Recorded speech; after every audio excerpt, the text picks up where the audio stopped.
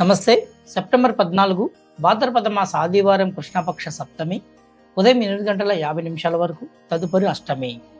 రోహిణి నక్షత్రం పగలు 1 గంట 16 నిమిషాల వరకు, తదుపరి మృగశిర నక్షత్రం.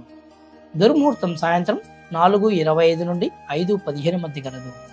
భాను సప్తమి పర్వదినం ఉత్తరాకార్తె ప్రారంభం ఉదయం 7 గంటల తర్వాత. ఆదివారం రోహిణి నక్షత్రం దాతృయోగం కార్యసిద్ధి, మృగశిర సోమయోగం సుఖము కనుక ప్రయాణాలు అనుకూలం.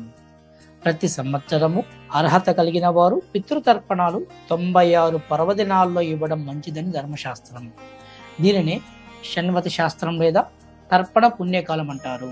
ఇవి 12 అమావాస్యలు, 12 సంక్రమణలు, 14 మన్వంతరములు, 4 ఉగాదులు, కృత త్రేత ద్వాపర కలియుగాదులు, మాఘ అమావాస్య, భాద్రపద కృష్ణ త్రయోదశి, వైశాఖ శుక్ల తదియ, కార్తీక శుక్ల నవమి, వైద్యుతికరణములు 13, వ్యతిపాత యోగములు 13, మహాలయ పక్షాలు, అష్టక శ్రాద్ధములు అంటే మార్గశిరం, పుష్యం, మాఘం, పాల్గుణం, బహుళ పక్ష సప్తమి, అష్టమి, నవమి వంటి పర్వదినాలలో చేయడం వలన పితృదేవతల అనుగ్రహం సంపూర్ణంగా కలుగుతుందని గురువచనము.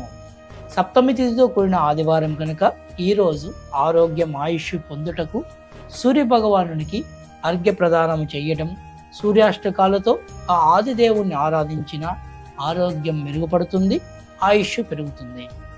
జై శ్రీరామ్.